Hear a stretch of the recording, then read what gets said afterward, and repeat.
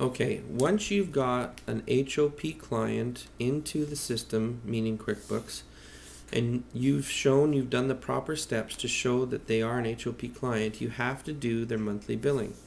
Now this particular person started on April 23rd. So we will have to do an April 23rd to the end of April invoice, and then we'll put them in a memorized transaction list for the month after April.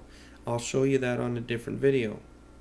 So what you would do to make your first invoice to the end of April and showing that client, so that client will be billed for that month, and this is what you do. Go into your client list. Here, I'll get out of there for now. Client Center. Go down to the name box. Find the patient. In this case, it's Mr. Tressler. Right-click, Create Invoice. Now, first thing you got to think about is what invoice we're using. You have to use the Alliance HOP 2008 invoice. Patient name obviously comes up. Tab over. The class, we have to put in the class every time. So this patient's in Victoria, so class for us, meaning class for our oxygen clients would be 6.2 in Victoria. 6.1 is CPAP. Obviously the 60 corresponds with HOP numbers. Tab over. The next thing you want to adjust is date. It has to be the end of the month. No matter what date these people start, no matter what it is, they start at the end of the month, okay? Or the invoices date at the end of the month. On the setup sheet that you get, which I'm trying to go to, you'll get a copy of an invoice. That invoice number is up on the right hand side, which will correspond to the number over here to start with, because that's how we just start things. Setup invoice number will be the first number that we use for invoicing. Also, you put the capital C after the invoice number over on the right, showing that it is an HOP invoice. Now, items. We're going to have to be billing per day, but category for HOP is 20. So you go to 20 and you go down. This person is in Victoria, so it is an urban.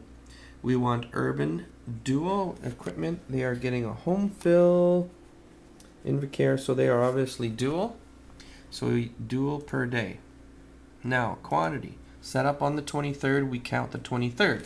So if we come over to the calendar, we got the 23rd, we got 1, 2, 3, 4, 5, 6, 7, 8 days. We put in a quantity of 8. Now, start date, you have to put that in here. Let's go across the top here. PHN isn't coming into there because it wasn't given to us. So we're going to have to figure that out. Primary payer is HOP. Put our cap lock on, HOP.